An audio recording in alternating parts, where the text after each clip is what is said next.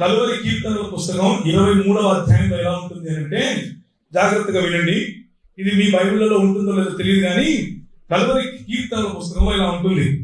Dash నా కాపరి, నాకు ఏమీ తెలియదు, పచ్చనొట్ల కోసం ఆయన నన్ను పీడిస్తుంటాడు, శాంతికరమైన శాపములతో నన్ను హింసిస్తూ ఉంటాడు, నా ధనములకు ఆయన కనిపెట్టుకోనుంటాడు, నా దశమ భాగమును బట్టి నూనె బాటిళ్లతో నన్ను వంచుతూ ఉంటాడు, కాజేసిన భూముల్లో ఆయన నివసించును, కనుక ఏ అపాయానికి భయపడు, బౌన్సర్లు ఆయనకు తోడైంది, నీ క్రెడిట్ కార్డులు పేటిఎం ఆయన ఆదరించు, స్మార్ట్ ఫోన్ లో సెల్ఫీల ఎదుట ఆయన నాకు భోజనము సిద్ధపరచు, ఎపిసోడ్ స్పాన్సర్షిప్ తో నా తల ముంచి ఉన్నావు, నా జేబు ఖాళీ అయి ఉన్నది. ఏంటి చాలా మంది కనెక్ట్ అవుతున్నారు. నేను బ్రతుకు దినములన్నీ డాష్ శాపములే నా వెంట వచ్చును, అయినా సరే చిరకాలము డాష్ టెంపుల్లో కుకట్పల్లిలోనే నివాసం చేయను.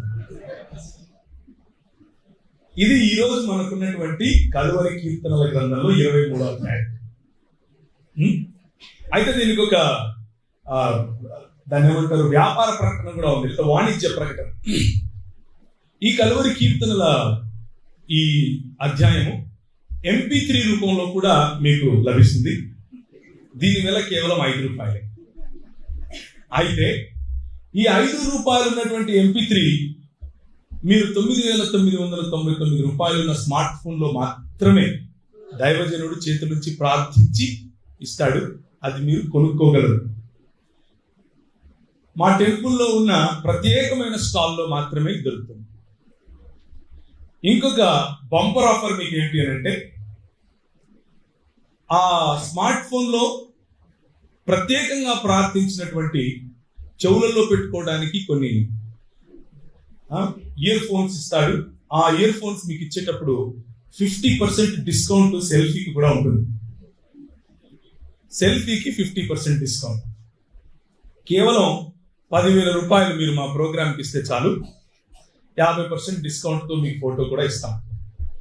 ఇది మిషనరీ కాదు, ఇది మిషనరీ కాదు. పొరపాటున అలాంటిది మిషనరీ అని అనుకుండేది.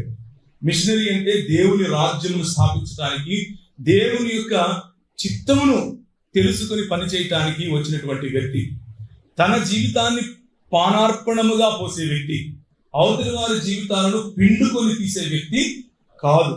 దేవుని ప్రజలను నిర్మించడానికి వచ్చినటువంటి వ్యక్తి, దేవుని యొక్క ప్రజల స్థితిగతులలో పాలిభాగస్తుడై ఉండి వారి జీవితాలలో పెట్టుబడి పెట్టేటటువంటి వ్యక్తి. ఆ పెట్టుబడి వాక్య రూపంలోను, సమయ రూపంలోను, కౌన్సిలింగ్ రూపంలోను, వారితో కలిసి జీవించే విధానంలోనూ కనిపిస్తుంది. న్యాయాచరణను, కనికరమును ప్రేమిస్తూ దీన మనస్సును కలిగి జీవించే జీవితం మిషనరీల వ్యక్తిగత జీవితం. నీతి, సమాధానము, పరిశుద్ధాత్మనందలి ఆనందం అన్నది మిషనరీల వ్యక్తిగత పరిచర్యలో ప్రధానంగా కేంద్రమై కనిపిస్తుంది. అటువంటి పరిచర్య ఉన్న వారిని మనము మిషనరీలు అని పిలుస్తాం.